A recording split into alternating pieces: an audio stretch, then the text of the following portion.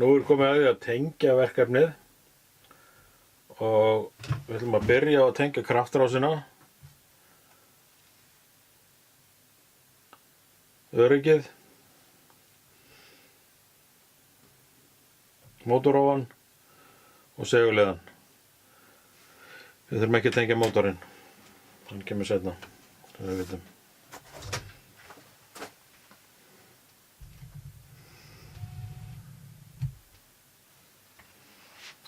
Það sem að þið þurfið að hafa eru brúnnsvartur og grár vír.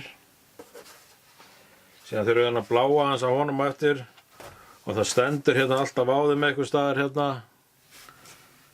hvaða sverleiki hérna er. Þetta er 1,5 kvadrat. Þetta á að vera 1,5 kvadrat allt saman.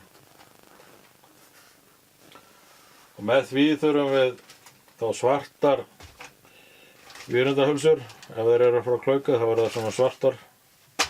Getur verið annar litur ef það er frá öðrum framleiðanda. Lesa á pokann, passa að sjá því.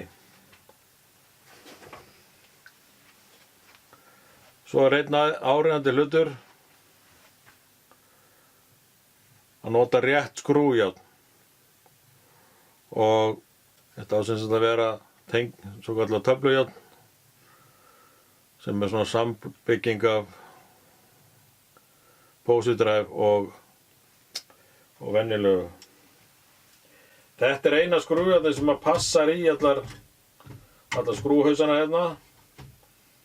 Það er alveg bannað að nota eitthvað annað. Ef við erum með annað skrújárn í hendinni þá er það að skemma skrúhausana og ég verð ekki ánægður með að sjá slík vinnubrögð. Þið þurfum líka svona afeinangunar að græja einhverja. Þessar eru mjög góðar. Kannski venjulega afeinangunar töng. Kannski öðruvísi vírendahulsutöng.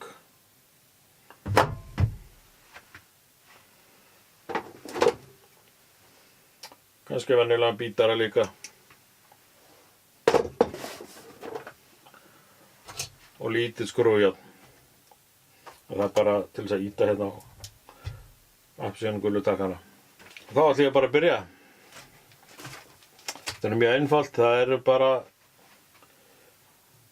þetta frá X1, 1, 2 og 3 koma vírar inn á varið, inn á 1, 3 og 5 þar.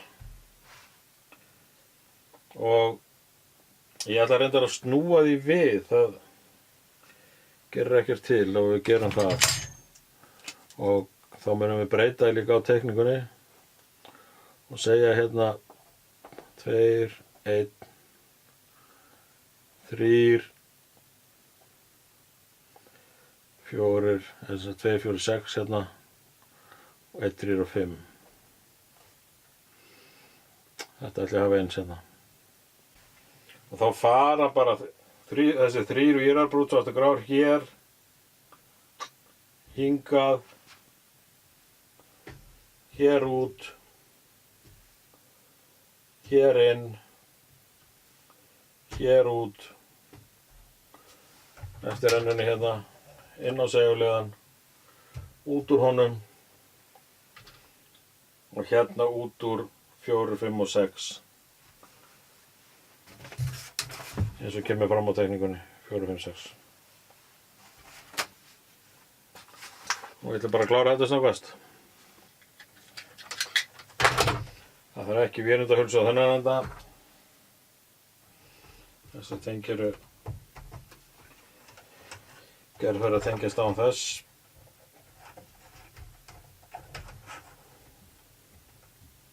Klippi ég hér.